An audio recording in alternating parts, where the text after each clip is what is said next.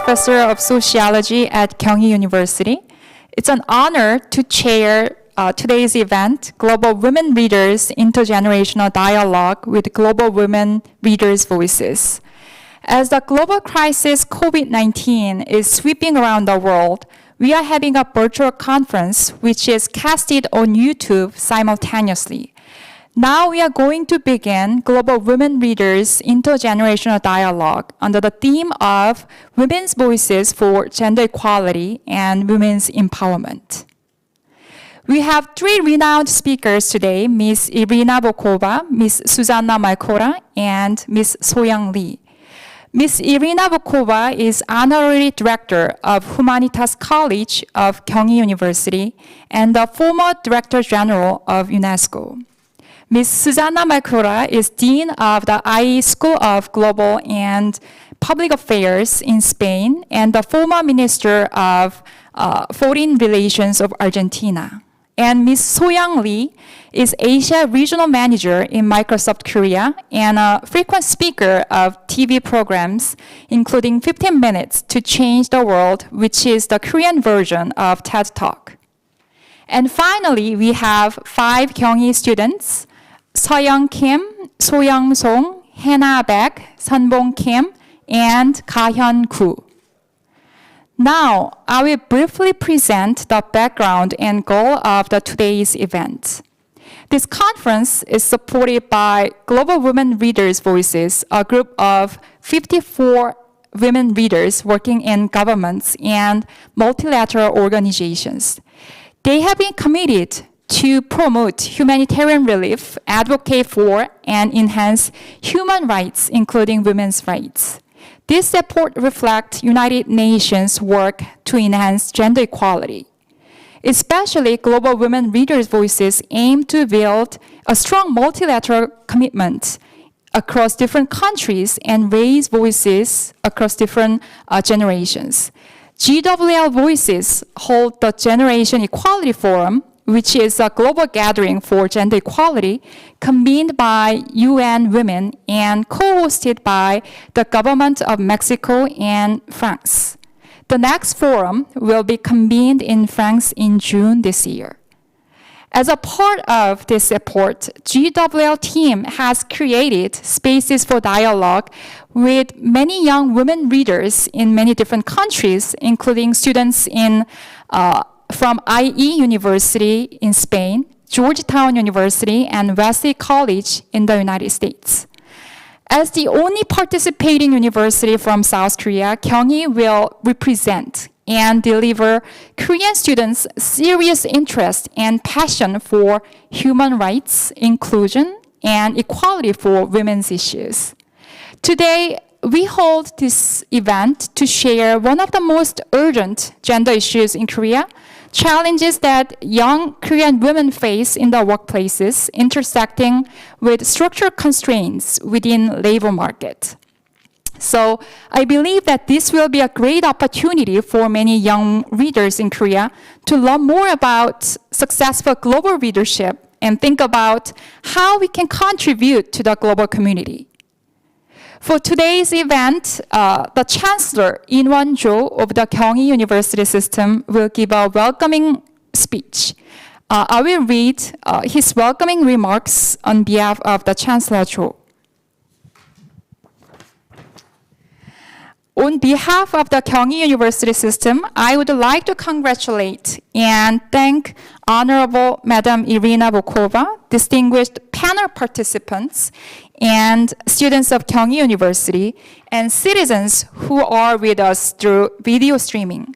For future generations living in very challenging time, today's dialogue between students and global women readers will provide an invaluable reference. At the same time, the distinguished readers of experience and wisdom will inspire our young readers seeking courage and insights into the future. Gender is an issue of all human beings and of our human societies beyond the question of biological differences. Since its founding, Gyeonggi has engaged in global and academic praxis, seeking a better human civilization for all people. For the past 72 years, we have paved the way for academia and peace to realize the spirit. I trust today's dialogue will be another milestone in Gyeonggi's history. We wish you all the best and invaluable fruits of the dialogue. Now, let's invite our three speakers to share their insights and experiences as a global women leader.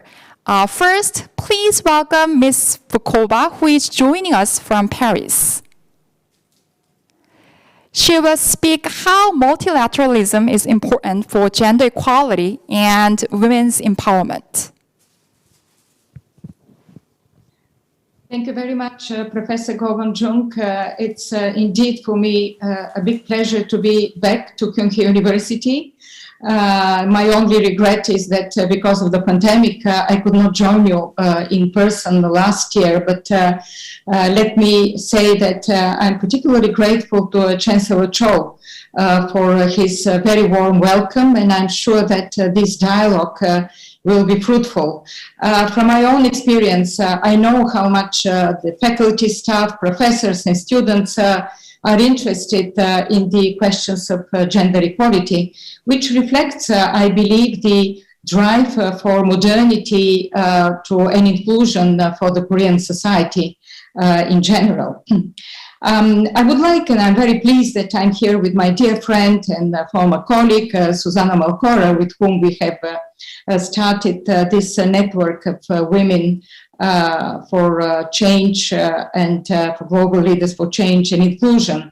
But before that, let me just give a brief overview of what multilateral system and what the United Nations has brought to gender equality and women's empowerment, because I believe it is indeed important to know history.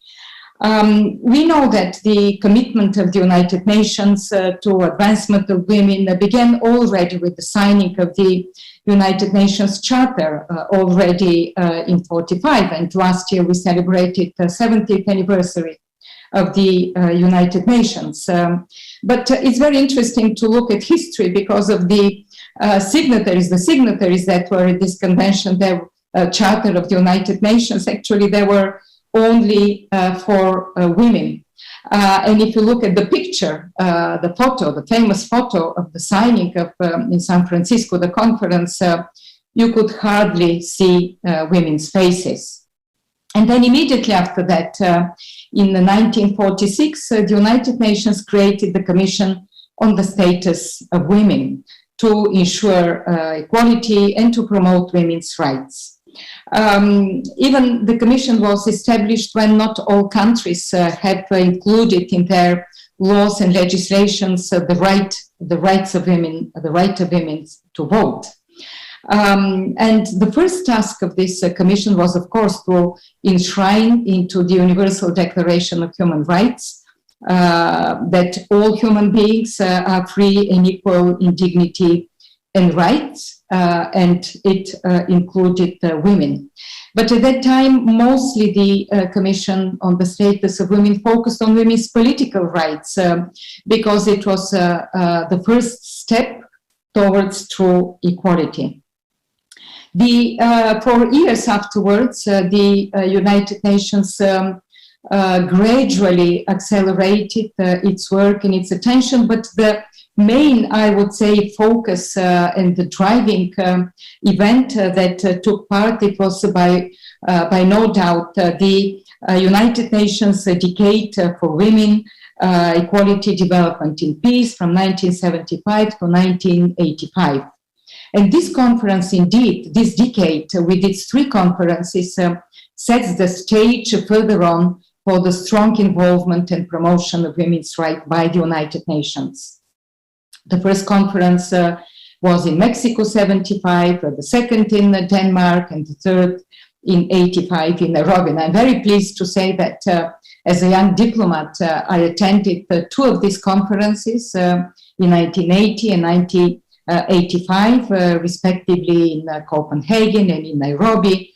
And I remember the huge enthusiasm of governments, of the delegates, and the NGO community that took part in these conferences. The idea was how to promote this agenda, and there were a number of initiatives. There was a voluntary fund for this decade for women that was established. And one of the most, I would say, positive results, which had an impact, of course, was the adoption of the convention in 1979, the Convention on the Elimination of All Forms of Discrimination against Women.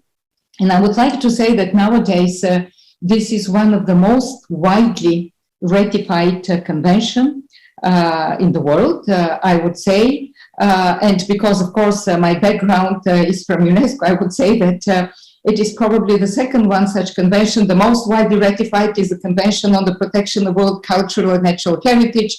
And after that, which has 193 states parties, and then it's the Convention on the Elimination of All Forms of Discrimination.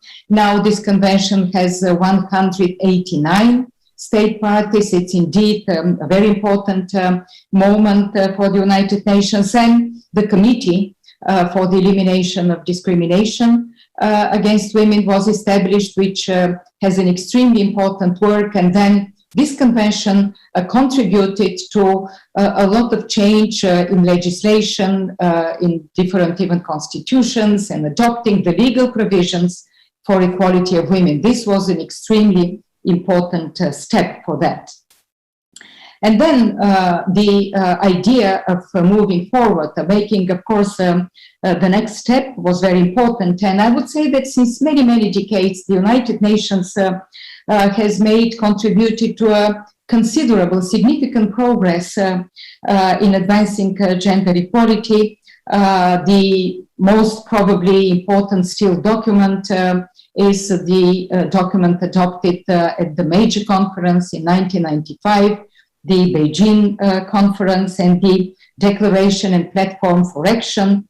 I believe still this is probably one of the most progressive documents that was adopted. And last year we celebrated, once again, we celebrated 25th anniversary. And on that basis, this year member states decided to continue and to launch this, the two conferences in Mexico and in Paris, and the Intergenerational Dialogue.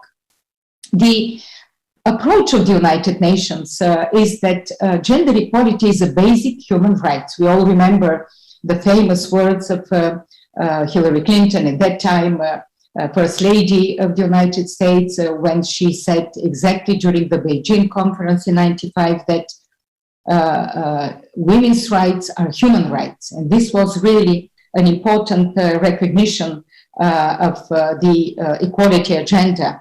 But also the United Nations recognized that there are enormous also socioeconomic considerations and ramifications to consider, and that empowering women indeed is important for economies, for productivity, for growth, for social inclusion. And we have seen all these years that indeed there was a lot of progress, but progress is still very slow. Gender inequalities remain deeply entrenched, almost, I would say, in every society. And either women lack political participation, representation, or they lack access to decent work. Some face occupational, as we say, segregation. And of course, the big question about the gender wage gaps. And very often, in many countries, they are denied access to basic education or healthcare. And the recently, I would say, a problem that we all, the international community has been focused, UN, member states, civil society groups, is about violence and discrimination. And that is why we do believe that the United Nations should continue to play its vital role. And the follow-up of all this work during the decades, by all means, is the centrality of gender equality in the Agenda 2030 adopted in 2015 by the United Nations, the 17 Sustainable Development Goals, and its implementation, as it is well known that its implementation it needs integrated and rights-based approach. Now, we know that there is a special goal for gender equality, goal number 5, which looks at all these different aspects, but it is not only goal number 5, and I would like to emphasize this. It's gender, as we say, gender equality empowering is integrated in almost all the other sustainable development goals, be it in education, of girls' education, on all different levels, be it in climate, the impact on climate and women and vice versa, be it on goal 16, where we speak about peaceful societies, be it in health, access to health, decent jobs and work, and I can continue the list. Now, just very, very briefly, I would say that the United Nations has identified a few reasons for this gender inequality and what holds women back. Of course, as I mentioned, it's unequal access to education, it's lack of employment equality, and very interesting to see here that according to the World Bank, women today have only 3/4 of the rights of men. It's a bit surprising to see here the data by the World Bank, but it is only 8 economies in the world that give women the same legal rights as men. And in 155 countries, and I'm speaking about lack of employment equality, only 155 countries, at least one law exists that impedes women's economic opportunities. I did mention the poor medical care. We know that women overall receive lower quality medical care than men, and this is linked to other gender inequality. Of course, it has an impact on it. Lack of political representation of all parliamentary seats, only quarter, 25% are filled by women. Although we can say that the share of women in parliaments has increased over the years in many countries. There are many more women in parliaments, but still only 1/4 definitely is not enough. And as of February 21, women serve as elected heads of state of government in just 21 countries. So I would like to say that despite progress in this area for many years, which we have to recognize, women are still grossly underrepresented in governments and political processes. This means, by the way, that certain issues that female politicians tend also to bring up to the political agendas of their society, such as parental leave or childcare, pensions, gender equality laws, gender-based violence, are often neglected.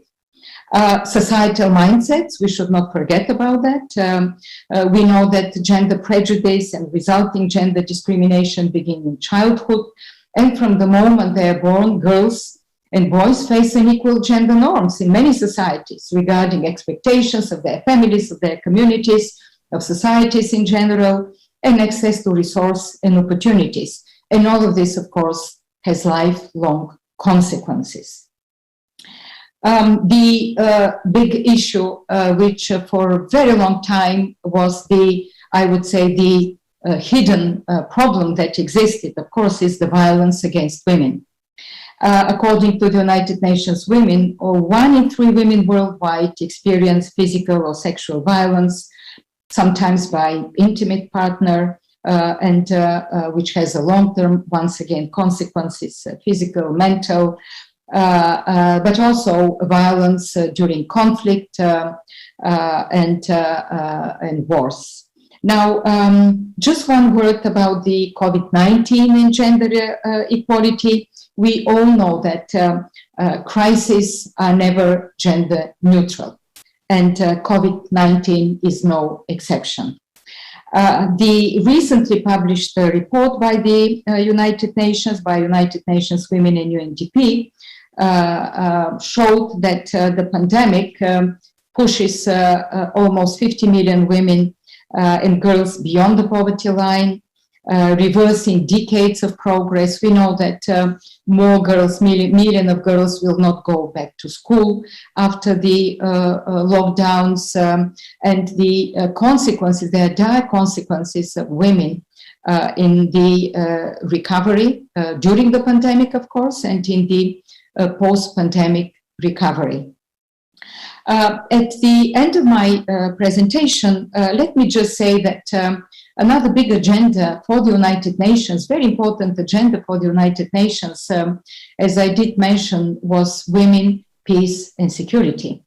And already in the Beijing Platform of Action, it was recognized that peace is inextricably linked to equality between women and men and in development, and emphasized the importance of full participation of women in prevention, in resolution of armed conflicts, and it was essential further on for the maintenance of peace and security.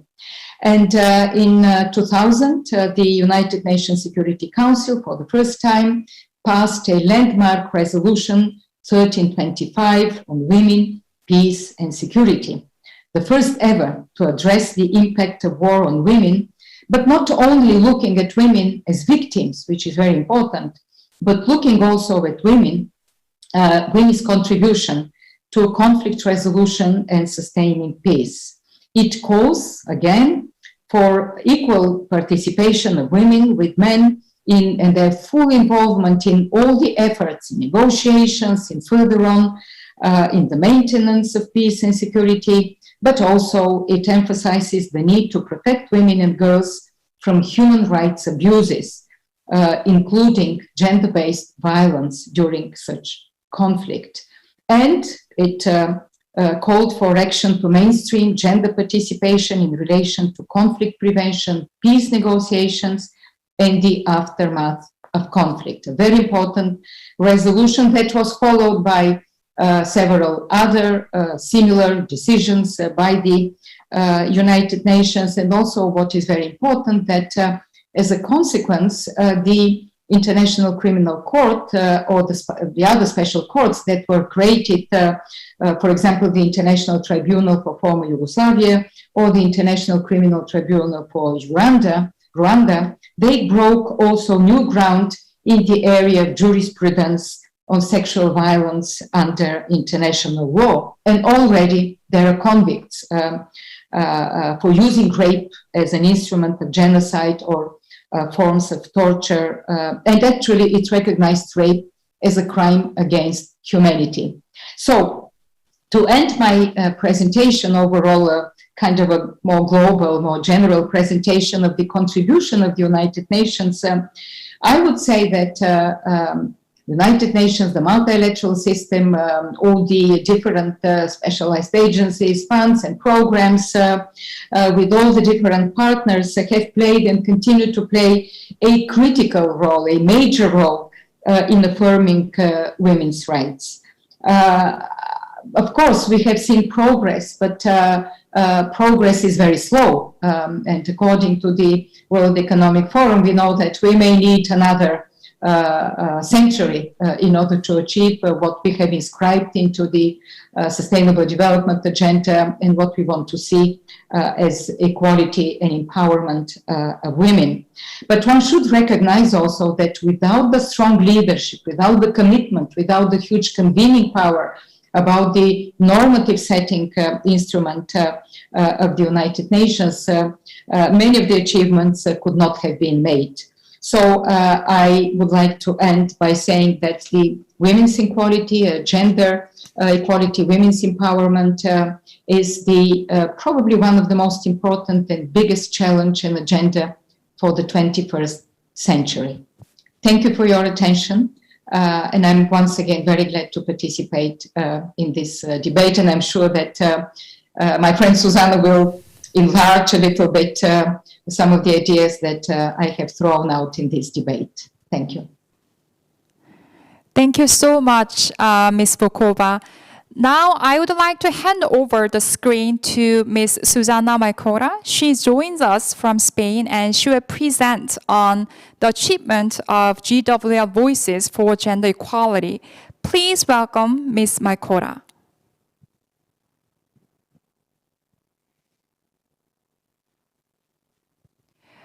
Could you unmute? Sorry, yes, I was muted. Good afternoon to you all. Good morning to Irina, and a good day to all the people who are listening to us through the streaming anywhere in the world.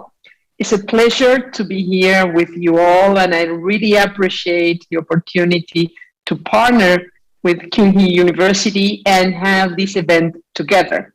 Thanks to the Chancellor for his welcoming, and thanks to everybody who is participating. Before going to GWL in particular, let me say something that connects me to Korea in a very special way. In my life in the United Nations, I had the opportunity to work in different organizations within the United Nations. I work in the humanitarian world with World Food Program. I did peacekeeping. And the last 4 years of my career in the United Nations, I was Chief of Staff to Secretary General Ban Ki-moon. So I have a very special connection to your country, and it's a real pleasure to be back to this conference that you have organized together with our GWL Voices. Adding to what Irina had said regarding the importance of the multilateral system and the United Nations in setting the stage for women empowerment and for women's rights, I would like to say that there is one element that is critical in the United Nations, and that is the ability to convene every year in CSW, in the Commission for the Status of Women that Irina describes so well, all countries, all member states, to discuss the advancement of the gender agenda. And that sets something that is central to moving the agenda forward, which is peer pressure among member states to show that they are really advancing in the question of gender rights. This has worked very well because enacting laws in each country is absolutely critical to make a difference, to have a real impact. And we have seen since Beijing, since the Beijing platform and agenda was established, that indeed every year we started to perceive the advancement and to notice that peer pressure among countries, among governments, resulted in better quality of laws being passed all over the world. I have to say that this has slowed down in the last few years. And in fact, one could argue that there has been a backlash in this regard. And there has been a counter-reaction to the notion of women's rights as a central part of human rights in societies. And to a certain extent, there has been a movement that starts to contradict the notion of women's rights versus family rights, the notion that women's rights somehow affect the values of families. And this is something that is very worrisome. It's a worrisome trend. It's a trend that has given certain governments the notion of pushing back on certain laws that had been passed or slowing down new laws that should be enacted. And this is the basic reason why Irina, Helen Clark, and myself started GWL Voices. We recognize the importance of gender rights, and Irina has described thoroughly the history of how we got here. But we also recognize, having been in the system, having seen firsthand this very important pushback movement, that we needed to reemphasize once again how important the multilateral system was to preserve in the first hand, and to move forward the agenda that, as Irina indicated, unless we really move faster, it will take more than 100 years to get to full equality. That's why we decided to found GWL Voices. It's a group of women that are, all of us have been one way or the other involved in the multilateral system. We are 54 now. We started being 3 as founders. We are 54. And why do we call ourselves Voices for Change and Inclusion? Because we believe that each one of us on our own merit has a voice, but coming together and raising our voices together in when we see different issues having merit to get involved is absolutely central. And that's what we are doing. We have been established more than 2 years now, and we have raised our voices before the Security Council publicly in different issues that really show and prove that gender equality is far from being achieved. And not only that, that women are being targeted in many parts of the world, particularly during conflicts, as again Irina mentioned. More recently, we have been very active on Generation Equality Forum, which is this forum that was established to celebrate the 25th anniversary of the Beijing Agenda and the Beijing Platform, but also was established to re-energize that agenda and to define next steps to accelerate the process to achieve all the objectives that the agenda had defined, which are still not achieved in most parts of the world. And we felt, being women who had had a long career and had understood well the issues, but also that have a certain age, that we needed to hear the voices of younger women. That in order for us to have an objective that has meaning to the younger generation, that has meaning to the future of women, we needed to hear young women's voices. And that's why we established an intergenerational dialogue, which this event is part of. Because we know what history has shown. We have been part of institutions that mold this agenda, but we want to make sure that as we progress, as we really move forward, the priorities are set in a way that really makes sense to the younger generation.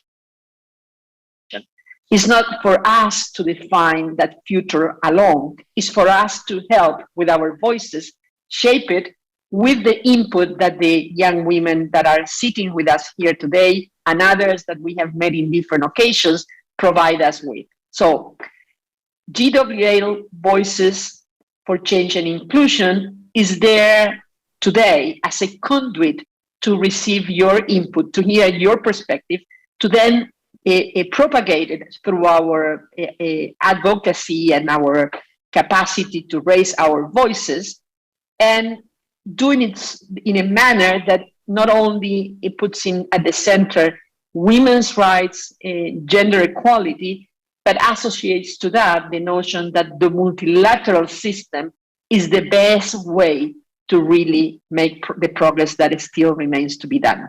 So that's what we are, that's what we do, and I really look forward to listening to you in this coming conversation that we are going to have. Thank you very much.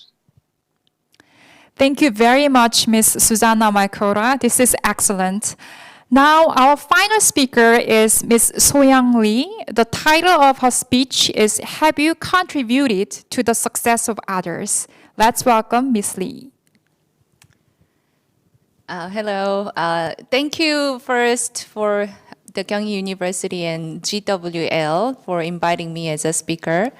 And it's my first time to listen to how United Nations developed women's rights in the global size, and then also how they are contributing to the future of future generation of women's right as well. So today, I'm not actually, the one who contributes to, creating law or the legal policy, because I'm working as an employee at one international company called Microsoft. And I just would like to bring my own experience, how gender equality is important and how individual people or employee, including both women and men, can actually contribute to the diversity and inclusion. So I prepared a slide deck. So can you open up the slide deck, please? Yeah, so just briefly talk about my backgrounds. So I'm working as a Asia regional manager, as well as I'm a community program manager called Microsoft MVP and RD, which is most valuable professionals. But these professionals are not the one who contributes their own success, but those are the one who study themselves, but also eager to share what they've learned or what they've studied or their experience for the sake of community. So we've been developed this program more than 25 years because the Microsoft, you probably know already, the Bill Gates created DOS, the first computer operation system. When he, created a computer operation system, everyone knows even the developer knew that this is not easy for ordinary people, right? But there was a the community leader, community leader who study themselves and learn themselves and then share with the community, like without no money provided by Microsoft. They just did for community growth. And Bill Gates started to recognize those people, and then we start to recognize those people with an award called Microsoft MVP Award. And it's this is the team that who organize these and help and support and find these people globally. And yeah, I'm in the middle of in the crowd. So yeah, I'm even though based in Korea, and I'm not Miss. I'm actually a mother of 2 kids. They're already grown up to teenagers, and then they didn't go to school for this pandemic time. And you would probably be very surprised how my day and night life would look like, because in the morning I have to prepare meals for them, and then enter into the conference call, and then lunch, prepare, and then look after their classes. This is why I'm sharing is all these kind of motherhoods, like as a mom. It's not only mom does, but mom can do better though. I could find out that actually develops a kind of attitudes that I can contribute to the success of others. And as well as the experience, what I've learned from the community leaders in our program. And that's for sure I can say, but anyway, you will probably think I'm, maybe studying abroad, but actually I, briefly talk about my childhood. It's very, very small country, southern parts of Korea, just a small island called Gaoje Island. And then, being very, very difficult to be approached with all foreigners. But, all these, the attitudes matters. So that's I'd like to share with you. And So like also first my career was not very successful because at that time I came into the society after the school. It was IMF crisis, so economic crisis. So there was no open job. So I had to create my own venture company called Wabajaba. You probably wouldn't know. But anyway, because there was no, it was only 4 university classmates built a small venture company around internet. So there was no manager, like no one to learn from, like obviously there is no money. And then after 3 years, that company just went bankrupt. So I had a very, very unsuccessful career in my early age. But why I'm sharing this, it's, again, I'd like to emphasize the attitudes. So, especially like women feels, not only for women, but a lot of males as well, recently, they feels if they don't have great backgrounds with families or great education, they feel like they cannot succeed in the future. But that's totally not true. So what I've learned is, there was no manager, then it means I learned how to be a leader from the beginning. And this kind of leadership attitude is super important throughout the whole career. And also no one to learn from, that means you have to look around teachers everywhere. So that attitude also improves day by day. Even I took a taxi today and then I learned from taxi driver. So this kind of learning everywhere, it's an important attitude as well. And obviously there was no money in my early age. And then I found out this is super important because that brings a lot of energy to make you work hard. So even you don't have money, it means you have great energy to achieve.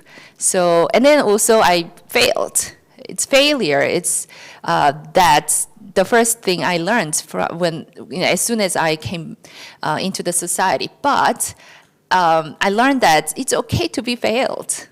It's okay because there is another chance. Actually, there are a lot greater chance because you learn a lot from the failure. So, yeah, and then with a lot of stories, and finally I entered to Microsoft.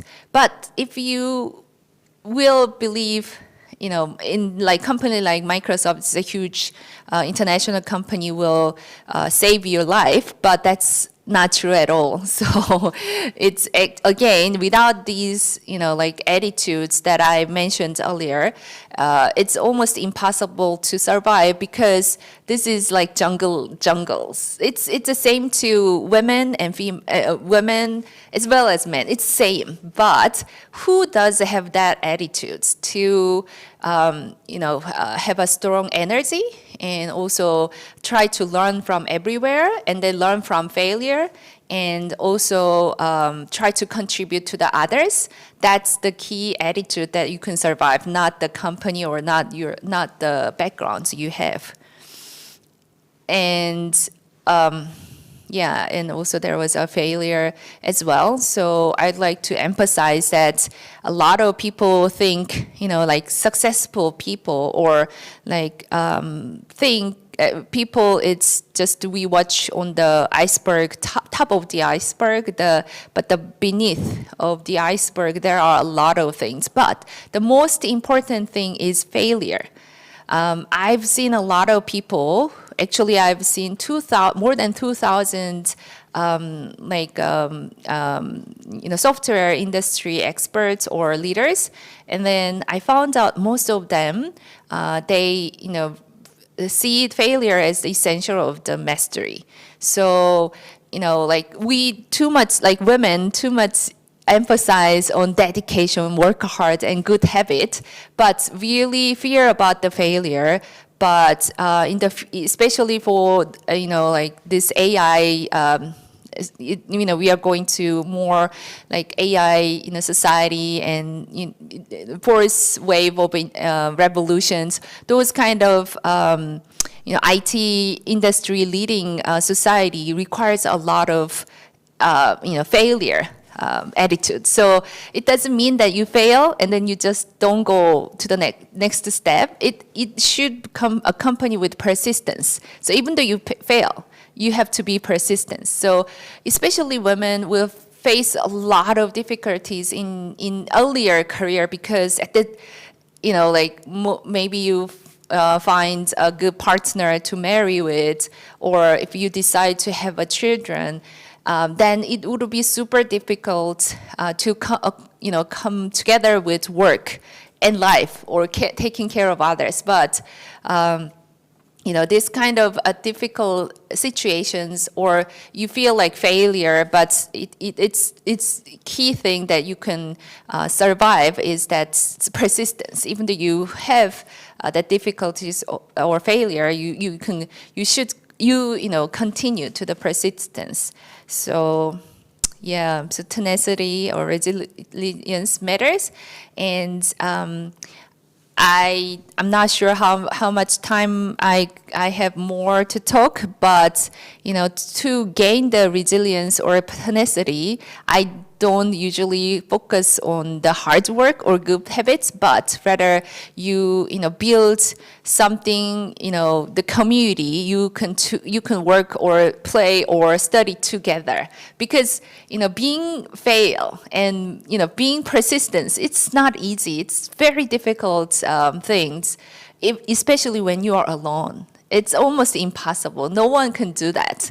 But nowadays, a lot of pressures on each individual to go through that difficult time alone. So, but especially not only for women, but nowadays male, it's difficult as well. But I really emphasize to learn how to make a partnership and to work together with the community, so that you can actually build yourself strengths, inner strengths, as well as can contribute to the other success. So this is some communities list that I've enjoyed a lot, and then helped me to to gain the tenacity attitude when I have a lot of failures in my life.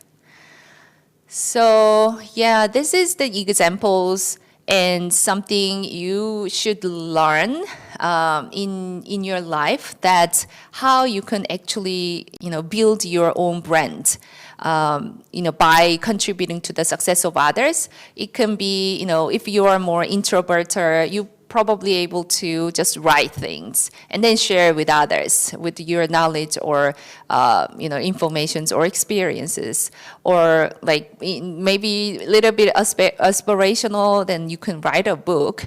Or you are a little extrovert, maybe you can organize this kind of conference or speak. This is something we gain together the the wisdom or together and support each other. So this is I think so I would really emphasize to build a good attitude to survive in your career, not only for women but also men. Share your knowledge and experience as much as possible. To help to grow community. So not only for helping yourself grow, but also grow community. Then you can gain very inevitable power, which is ability to make people voluntarily to listen to your opinion and knowledge. And this is the ability. This called is community leadership, and this is the ability that requires everyone in current society, and as well as the future as well. So this can be a great ability for women to gain the equality in the work, and also be a good partner with the other colleagues or partners, so that we can all contribute to the success of ourselves as well as others. This is, the presentation I want to share. Yep. Thank you very much, Ms. Lee. It was great that we could learn from your own experiences and how you survived in the competitive IT industry. Now we have a presentation from a group of students at Kyung University. 5 students worked together to report young generation's challenges in their transition to labor market. And 2 students, Seoyoung Kim and Soyoung Song, will talk about the issues in Korea representing the student group. Please welcome Soyoung and Seoyoung. Thank you, Professor.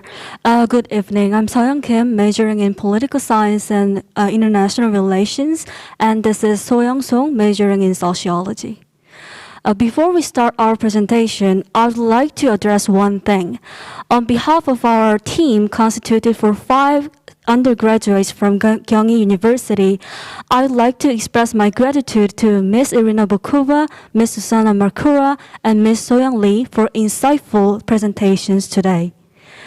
And it's such an honor to make a presentation of South Korean female youth for GWL event. Let me introduce the theme of our presentation first, which is Moving Forward, a Practical Guidance to Understand South Korean Female Youth. In this sense, our team had focused on 4 major points.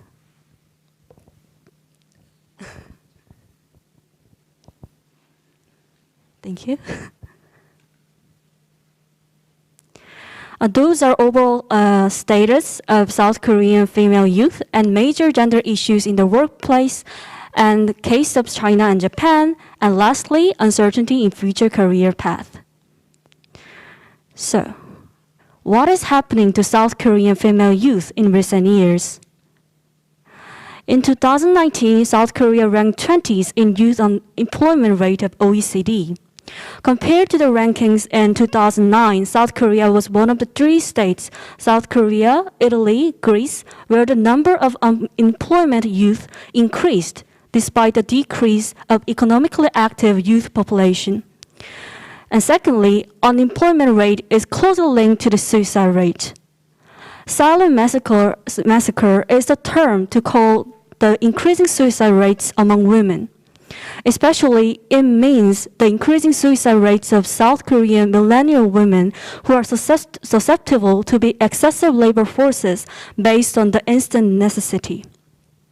In contrast, men are considered as a major labor force so that they are less vulnerable to economic crisis than women, as we can see in the graph. This resembles the situation in Europe, where women's suicide rate is dependent on the rate of women's participation in labor markets. Back to the case of South Korea, South Korean female youth have no other alternatives but to stick to labor-oriented life cycle in order to survive in the labor markets hostile to women. And amid COVID-19 outbreak, as the Susanna Markura and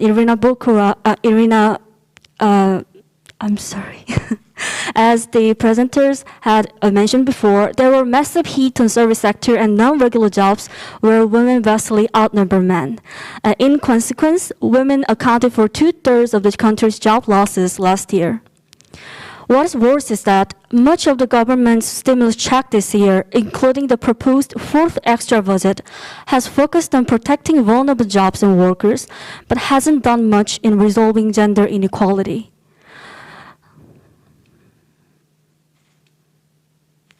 In this regard, our team selected 2 major gender issues in the workplace in South Korea. To begin with, I would like to point out the gender discrimination in recruitment process. Discrimination towards women applicants is prevalent regardless of the economic sector in South Korea. Forging the final scores in favor of men applicants and allotting larger male quota are the typical practices. Moreover, questions based on misogyny are commonly asked during job interviews. These include asking personal plan for marital status or excusing gender pay gap based on the compensation theory of mandatory conscription. In addition to the biased recruitment process, there is another issue: gender pay gap. In many workplaces, women applicants are expected to tolerate the gender pay gap. In other words, accepting unequal wage is one prerequisite for women to be employed. When we look at the graph from the OECD, South Korea has the widest gender gap among 37 member states. The average gender pay gap of OECD is just 13%. Then, why does this occur? What are the main causes of gender discrimination in recruitment process?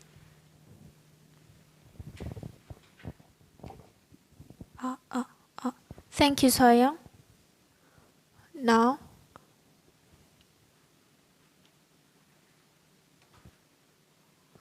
I will introduce some clues with which that we can speculate the roots of unequal treatment to women in the workplaces. Firstly, prejudice by gender operates in workplace such as women are not a patriarch or women are irresponsible. Secondly, jobs are strictly segregated by gender. More women take secondary tasks. On the other hand, more men take primary tasks. Human resources managers prefer men to women to solidify pre-existing system. The last reason is the family-unfriendly workplace culture. Private firms hardly ensure work and life balance. It is hard to take time for family members due to overworking custom. In addition, welfare policy in childcare is either inadequate or insufficient. On the top of recruitment issue, segmented labor market plays a significant role in South Korea. Some research suggests the South Korean labor market is separated into two categories, the primary sector and the secondary sector. The bottom line is that workers in primary sectors have privileged social status with high income and employment stability. But those in the secondary sector suffer for lower social status with low income and employment instability. Gendered labor market had been constantly driving out women into the secondary sector. As you can see in the bar graph, the rate of female temporary workers is 50% point higher than those of male. In addition, low wage risk of female workers is twice as high as that of male. On the other hand, polarization among women became greater. Highly educated women easily enter to the primary sector. However, at the same time, low-educated women are driven to the secondary sector. Studies pinpoint that the labor market flexibility is the main cause of the gendered labor market. After the financial crisis in 1997 to 1999, South Korean labor market underwent massive restructuring with increasing numbers of unstable, flexible jobs, and women turned out to be direct victims for it. That is, women are more likely to be hired in part-time jobs. And why is that? South Korean government encourages women to take low-quality jobs.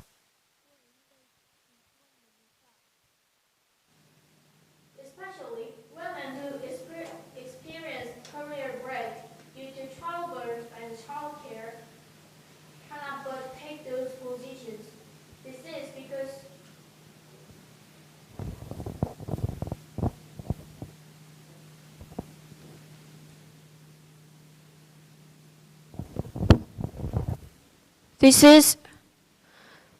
is because women experience more challenges when they re-enter to the labor market due to their age and lack of time as mothers. This forms the vicious cycle in women's status in labor market. One specific sector occupied by women workers, its professionality and significance face certain challenges. In the worst situation, it can be treated as a secondary sector.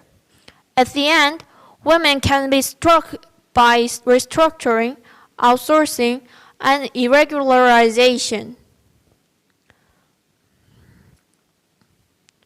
Well, until now, we introduced the major gender issues in the workplace of South Korea. Now, I will discuss whether these issues are merely unique phenomena in South Korea or not.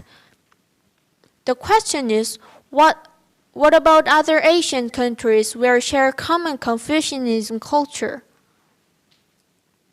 Moving on to China and Japan, we can find coincidences. They also suffer from same problems. This is the excerpt of job advertisement in China. Please pay attention to the job requirement. It's stipulated that only men can apply for the job.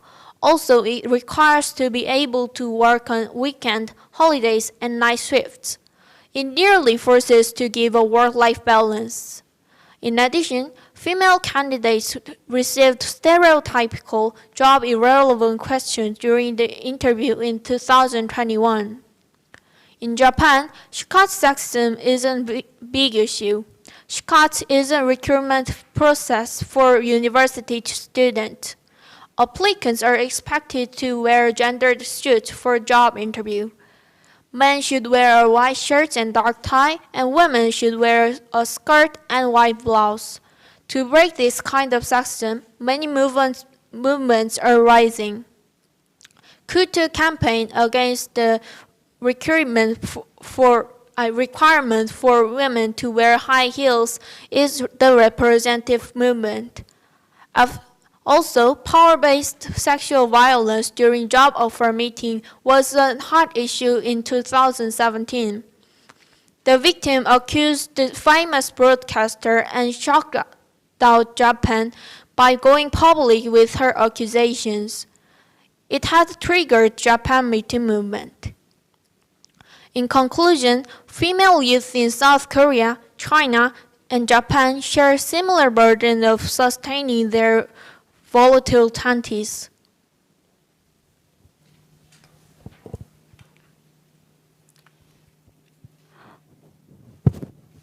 Aside from these present issues, uncertainty in future career path is likewise the burden to South Korean female youth.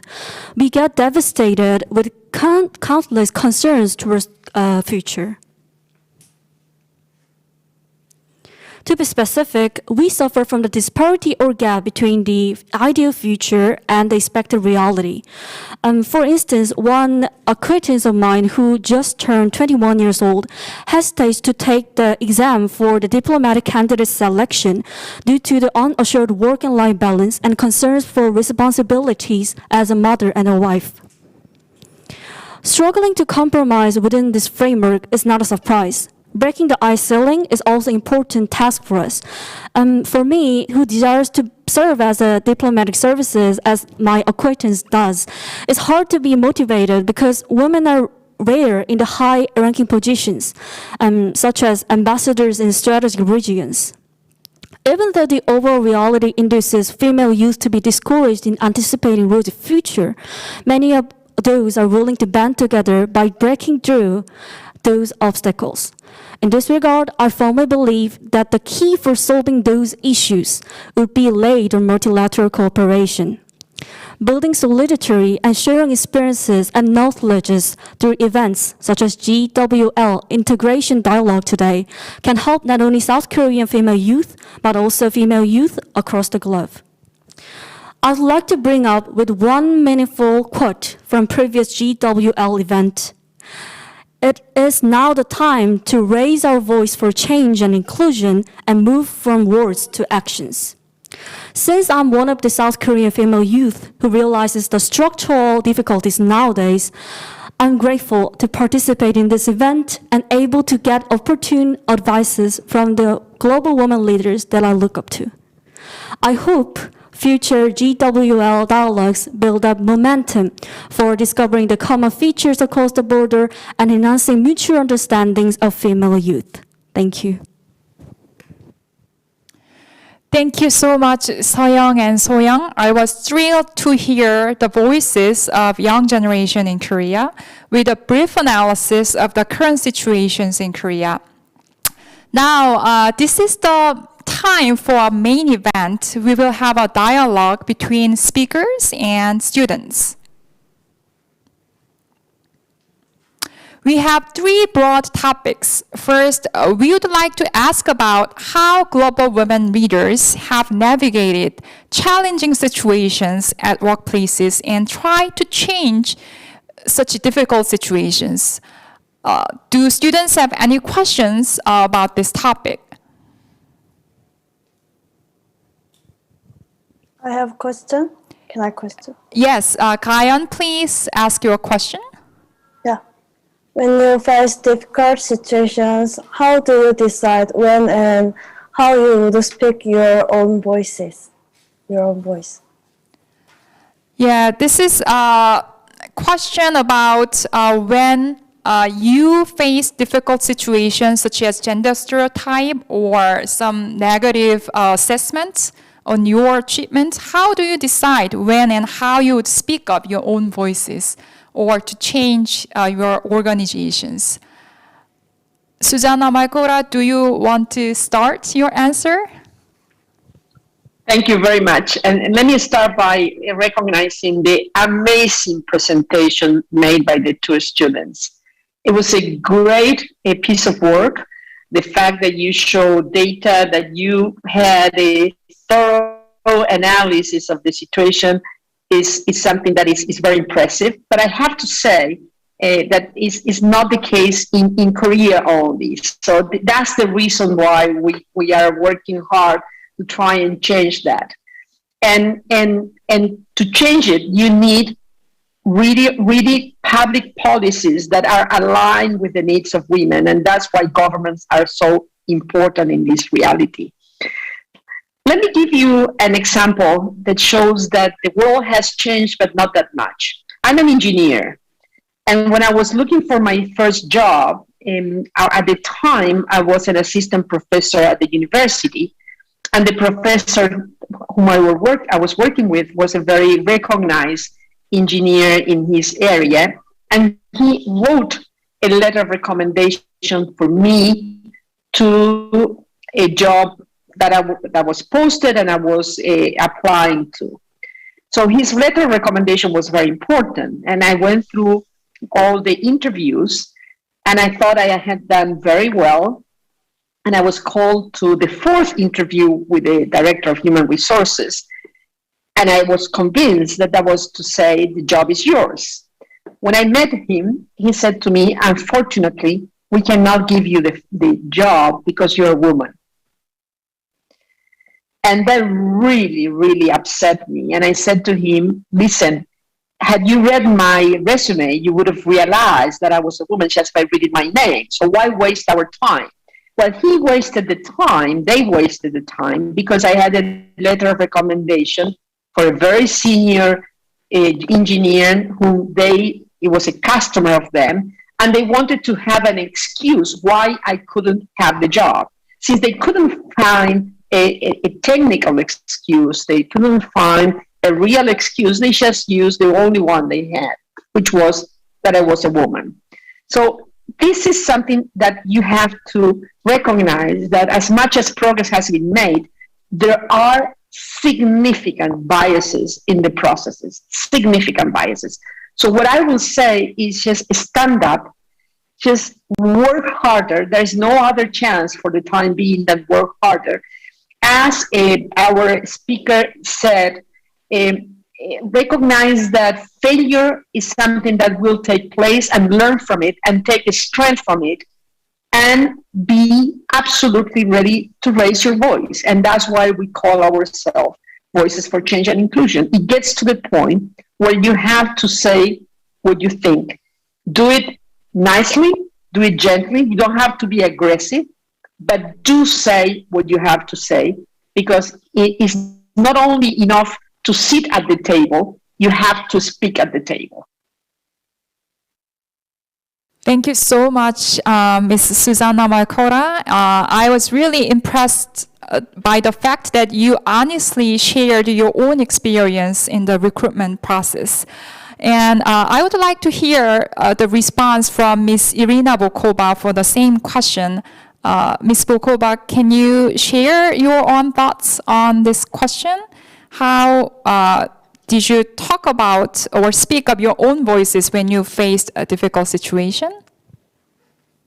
Thank you very much, both for this question and for the presentations. Like Susanna, I think the presentation was amazing. It was very accurate. It was very sincere. It really put the light on the spot. I think also that these type of obstacles and prejudices are not only typical for Korea. And I know that there is a very lively debate in Korean society from all my visits and engagement opportunities. And I think it is very healthy that such a debate is being taken with the frankness and openness. I would just go a little bit back. I'm going back to what Mrs. Lee said initially. I think she raised a very important point, the point about failure. Because I know that there are a number of extremely interesting papers, analysis done in universities, in Columbia University, in Harvard University, in Stanford, some years ago that were presented in the Global Economic Forum. I was there at one such debate, and it was amazing to see indeed that we women were afraid of failure. And men are not afraid of failure. I know from data that 60% of men that are going for a job, that are applying for a job, they know that they are not up to the requirements, but they apply. Women want 100% to be in conformity with everything that is there. We aspire for excellence, and that's why one of the worst fears for us is failure. And I think we just have to come to terms with this, because the life is different. You may fail, but you go on and you continue, and you learn also from your experience, like Ms. Lee just mentioned. And from my own experience, I would like to take up 2 points. First is my personal experience when I joined the foreign ministry of my country, and I wish also you join the foreign ministry of Korea. I know that you need more women, different levels and ambassadors, and I have seen amazing women diplomats equally in the United Nations. I think Susanna also has met them. I think what is when I applied, there were not very many women, and I knew that probably I will just go until certain, but I was not sure I will become ever an ambassador, precisely for that reasons. Women have families, they don't travel abroad, and if it is not maybe for the democratic changes that came in Eastern Europe, particularly in my country, and that opened more the opportunities for women to take up such jobs, maybe I would not have been there. But I want to say something that I had an extraordinary mentors, men, and they were very committed also to equality. They were mentoring me, they were supporting me, they were giving me opportunities to grow. And this is where I really believe that men are important in this process because we are not in our ambitions and in our quest for equality. It is not a fight, it is not a war against men. It is really about partnerships, it is about equality, it is about working together, it is about contributing to societies equally. And I think mentoring is important, and this is how further on I could get my career. But I have to admit that when I was elected as the first woman Director General of UNESCO, I have to admit that there were some male colleagues from the staff that were not entirely convinced that I can do the job. And I remember my first senior management team meeting. I received a couple of emails from directors who have been there for a long time at UNESCO, who were telling me a little bit condescending and paternalistically, well, actually, Director General, you did quite well during this first senior management team meeting. So I laughed, to be very frank, inside myself. I just decided to ignore them, and I said I will convince them by example, by word. But there was this spirit of uncertainty and a little bit of disbelief that, I can cope particularly with a very complex political situations, because United Nations is political, and sometimes you walk into minefields in order to cope with very big political problems and reconcile and bring everybody together. And I think this is the moment probably when I convinced them, because there were moments when you're at this level, of course, you consult, you take advice, but at the end of the day, you take the decision. It is your responsibility. And you feel quite lonely there when you take this responsibility. Sometimes you take a responsibility, somebody said, no, you go too far or you don't do. And I said, I have to do this because I'm responsible for that. This is my job. So when you take this responsibility, I think this was the moment when you start feeling the support and the respect of the others. And the second issue I want to raise, also very important, being in such position, I had also to go through all these recruitment processes. And when I took over UNESCO, the women in senior management positions were 23%. And I said, when I leave the organization, I want to make it 50-50. I want really to show by example that I can change the face of this organization. So I went through recruitment processes, and I had to also fight, but from another position, from the position of a leader, I had to fight these biases. I have confronted many times situations where we are recruiting somebody at the director position, important position, and there were kind of a stereotyping positions for men at UNESCO. There has never been Assistant Director General for Science, for example. There has been for culture, for education, but never for science. And there has never been a director of the big hydrological program of the organization. And hydrology is very much a male-dominated, it's a very much male-dominated area. So when I launched the recruitment, I had to return the list of potential candidates to the panel because they presented me only men. I said, there should be women there in this list, just broaden it. Give me also the opportunity to look at women. And many qualified women were applying, but they were never presented among this. So finally, when we went through this list and we found a number of women, and we started discussing this, the qualities of women, what comes into this, of course, there are two arguments. Are they sufficiently professional, and are they strong? So this comes always, are they strong? Well, we need the strong. They said, oh, no, we need the strong director here. It's a very complicated program. It's a difficult program. We need somebody strong. And at the end of the day, I asked them, look, we are speaking, define me what strength is when we speak about the director of hydrological program. It's not somebody that is going to carry water somewhere in the world. We need somebody who understands, who is really a professional, who has the commitment to it. And at the end of the day, I appointed once again for the first time a woman from Mexico. Now she's the director of the Hydrological Program Institute in Mexico. She went back there, very successful, I would say, professional there and the director at UNESCO. But you have to have the commitment, you have to have the political will to find, to overcome these stereotypes.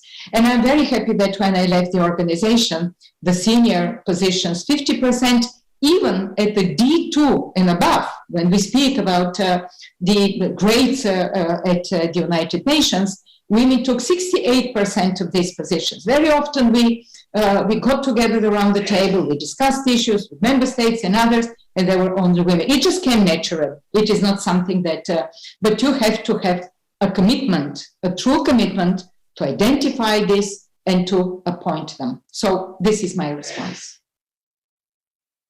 Thank you so much, Ms. Volkova. I think you raised really interesting and important points in addition to what Ms. Malkora talked about. So finally, I want to ask the same question to Ms. Lee about how you overcome the difficult situations. In your presentation, you talked about attitude, and I believe that you have your own strategy to navigate the challenging situations at workplaces. Thank you for asking me. It was great answers, all of the speakers here. And actually, I have one boy and one girl as my children. So it's really easy, and to watch them, how they grow. So for this male, like son, he knows that if he doesn't study hard and if he really cannot find good job, he cannot be married.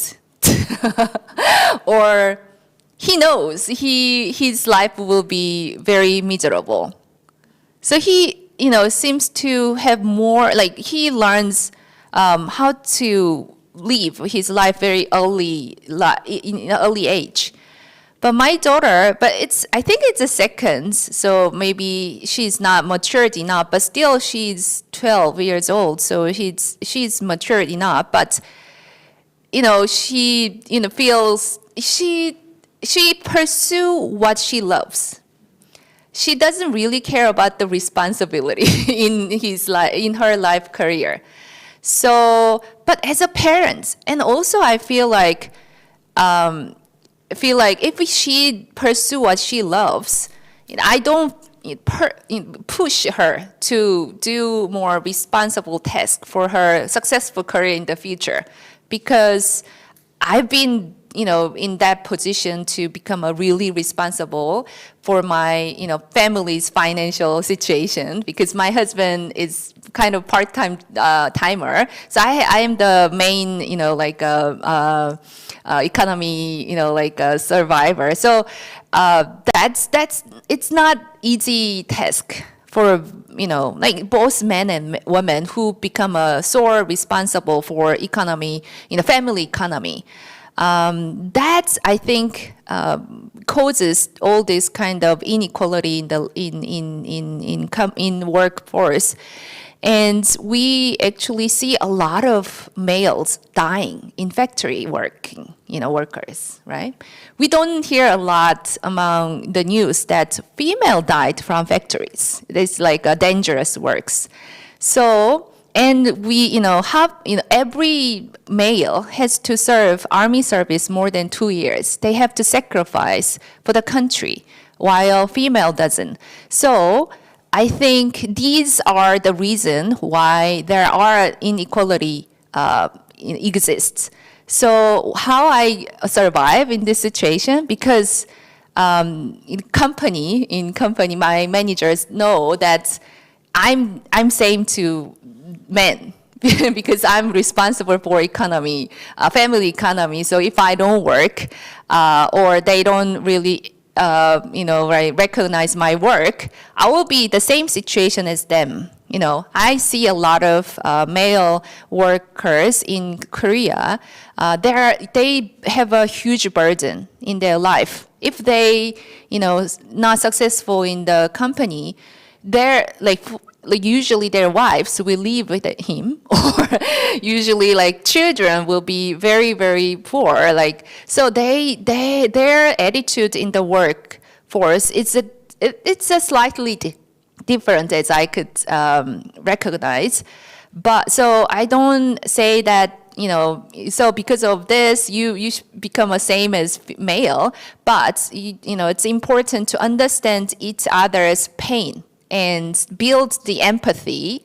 And while I was actually in that situation, in earlier my career, my manager, usually male manager, doesn't want to promote me and promote male, because that male colleague has 3 family he has to support. So and especially that job, actually I didn't like that much, That's what I found. And then, even though there is inequality, if I really passionate about it, I can actually put more energy, more positive energy, more good positive impact in the workforce so that everyone love me to become a leader, right? So it doesn't matter about male or female, but even though a male has a very difficult situation, but the other, like female, has a lot bigger impact or positive impact. There is no reason that a manager says, oh, because you are female, you cannot be promoted. So it's impossible. But I found out I cannot be in that situation if I don't like that position or that job. So I looked for very aggressively for my career that I can pursue my passion. And then finally I found it was very, very difficult. I have to go graduate school and, I have to take a lot of exams to test out. So then I finally find out this career, and then I loved it. And then the more I love it, I put my energy and passion about it. I bring more positive impact, and then more and more my careers went up to I don't say I'm career it's very successful, but still I love it. And then I believe my leaders love my energy that I bring to the company and the organization. And I love because of this job, I can grow people. Like I can help, I can contribute to the many people's success. I actually helped more than 200 community leaders become Microsoft employees, and I love it. And then I really want to deliver the key, the reason why these people are successful, and more and more companies want what kind of people and what kind of attitude we need. So, yeah, this is my answer, I guess. Thank you so much, Ms. Lee. It seems that the employers may prepare individuals who take the responsibilities of breadwinner roles, so that the employers may support those individuals. And So-young really worked hard to survive and be aggressive workers in her company. So because we are running out of time, I would like to move on the second topic. We have learned how three women have navigated various situations in their workplaces. So more on this topic. We would like to discuss how being a woman and having various identities as a woman help you move forward in your professional world. Being a woman means you have a lot of identities, not only as a professional, but other identities. Any questions or thoughts from students? Yeah, Hannah, can you ask a question? Okay, so before projecting my question, I would like to thank you again for the inspiring speeches as mentors, shaping our voices and empowering us as future generations for achieving the gender equality in our society. So as Ms. So-young Lee mentioned in her motivating speech, we all have diverse identities in our life, which I believe is so for Ms. Irina Bokova and Ms. Susanna Molkora and all others. So my question is, when you had multiple identities, such as being a mother, being a daughter, and pursuing a professional career, how did you manage to handle all those roles successfully? How were you able to creatively reconcile and navigate through these somewhat conflicting responsibilities? Yeah, thank you so much, Hannah. I think it's a very great and important question, and I would like to ask to Ms. Irina Vukova first to respond to Hannah's question.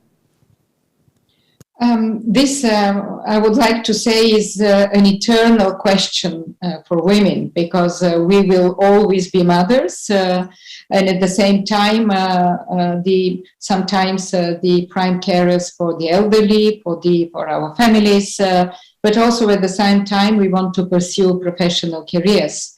In my particular case, I would say that I was happy to, at those times, to have an environment around me, a very supportive environment around me.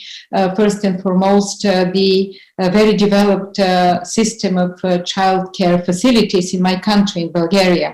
And until this moment, I think my country, Bulgaria, within the European Union, has the most generous system of supporting women with the paid and unpaid leave, 1 year paid leave for a woman to take care of a child, 2 years of unpaid leave, going back to her job, in a very developed system of nurseries and all the other facilities. I think this is very important, and this is one of the I would say the responsibilities also of governments, of the state, of local communities and others, to create such a system of facilities which is affordable, which is a high quality, a good quality, so that women may be involved in the workforce. The other is also the legislative framework of taking this leave shared between the two parents. There is a possibility also in my country, in other European countries, that men also can take leave in order to care about their children. So I think this type of sharing responsibilities within a family is very important. The other, of course, is the creating the framework of family-friendly working environment. And this is where the private sector, companies and others have to be pushed stronger in order for them to make such environment. It depends, of course, on the industry, it depends on many things, whether it's flexible working hours, whether it's changing the overall culture. And some of you at the beginning, when you presented the obstacles for you to enter the workforce and to stay there, some of you mentioned this culture, which is not entirely a family culture. And this is very important that this overall culture changes. But I wouldn't say that it was easy. I also had 2 children, a boy and a girl. But what I noticed, because I have been always busy, and I noticed that my son, who is a bit, he's the elder child, now they're grown-ups.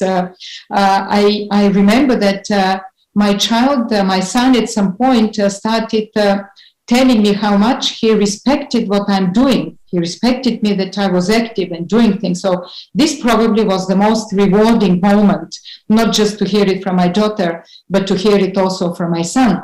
So at that moment, I thought that maybe with example, I have educated him also to be more responsive, to be gender equal, and to be respecting for the women taking such positions. So this is my experience. Thank you so much, Ms. Irina Volkova. I hope Ms. Susanna Makora answer the question. Could you respond to the question that Hannah asked? Absolutely. And, you know, the first thing I will say is to recognize that family responsibility must be a shared responsibility. Yes, it's true that women are the ones who bring children to this world, but this is a shared project. It's a project that a couple has. So the fact that we assume this journey as a shared responsibility, and it was the case for me, I have a partner of 42 years plus, that made a big difference, you know, because we took turns on doing things and we co-share things. So that it's a big difference. So to me, that's significant. And I would say we as parents have the responsibility, as Irina said, especially mothers, to convey this notion of a different perspective on how you bring up a family and also how you see women delivering their contribution to society. That's the main thing. My country did not have such a well-established a system to take care of the children. I had my mother with me. We do have the larger family to help. So that was part of my support system. And of course, in the end, you have to prioritize. And when you prioritize and you have limited time, you postpone yourself, your own personal priorities. Time to read, time to take a little bit time off. That you delay. But let me say something here. All of this comes back to the notion of setting the right policies and having the private sector assuming their share of responsibility. And none of this will happen unless the development of policies has a gender lens. That's why it is so important also to have women involved in government decisions and in decisions at large. Societies are 50% women, even more than that, and 50% men. Decisions must be taken representing society and the needs of society. So it's a circle here. It's not only your personal situation and how you handle it, it's how you set the frame from the public policies to establishing normative environments for the private sector or the own private sector willingness to take on these issues and really have a women-friendly environment. So it's a combination of all of that. Thank you so much, Ms. Makora. Finally, So-young, do you want anything to the response? Yeah, really so quickly. yeah, considering our own country situation, so I cannot say maybe we are in the between. So whether we have some system to take care of daycare system, but also we cannot solely depend on that daycare system because of many reasons. But that obviously, the government is working very hard toward that, building that strong system. But it takes time because of the economic history of Korea it's very short. So I think this welfare system will be backed up very soon. But it takes time. But in the between, how we should do. Like for example, for me, I do not have parents to support. Either I cannot, I can use daycare for a short time, but I cannot, full time. So I hired nanny, like Korean, Chinese, people who actually, serve like grandma, like.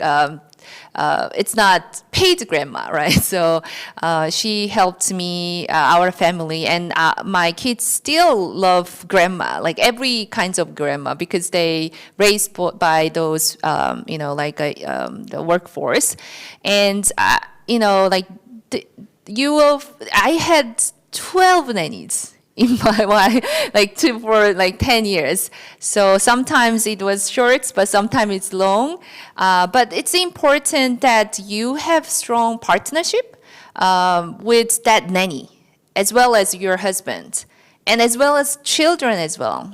Children, now they're now in house. They can learn how to prepare meals or support your parents, because your parents work anyway. So, and also it's important that sometimes I should support my husband for the housework, but also my husband needs to support sometimes. But it cannot be all the time. When my husband didn't have a job, he puts more efforts for my housework, and I'm little less busy, then I put more work on the housework. And so that's kind of partnership, to support each other. It's super, now it's super important for everyone to survive in the future. That's I can say. Thank you, Ms. Lee. The dialogue is really stimulating, and the third topic that I want to bring up is how to empower women and collaborate and support each other across various groups. So because we are running out of time, I want one woman respond to this question. Ms. Irina Bokova, could you, any questions from students? Yeah, Sunbong, could you ask a question? Yes. First of all, thank you so much for sharing your personal experience and opinions. I wonder, so what recommendations would you give us to move forward and include women, men, and individuals with various sexual identities to speak up about gender equality issues? Do you have any advice for university students for the empowerment of women and other minorities? Thank you, Sunbong. Sunbong's question is about how to empower women, men, and various other groups. Ms. Irina Volkova, could you respond to this question? Well, I think it's just creating the environment, the inclusive environment in different settings, be it university or the workforce. I think creating this culture of respect, respect of the diversity, respect of the others, respect of human rights. I think it is critical. This is just the foundation of any such approach. And then, of course, you may look at some specific measures depending on whether you are talking about academic environment or work environment.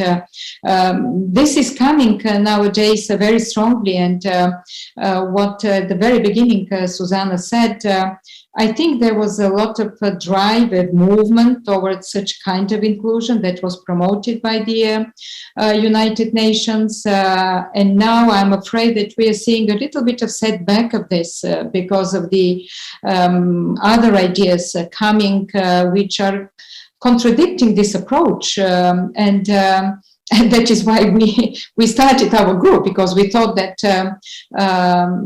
it is important to keep the same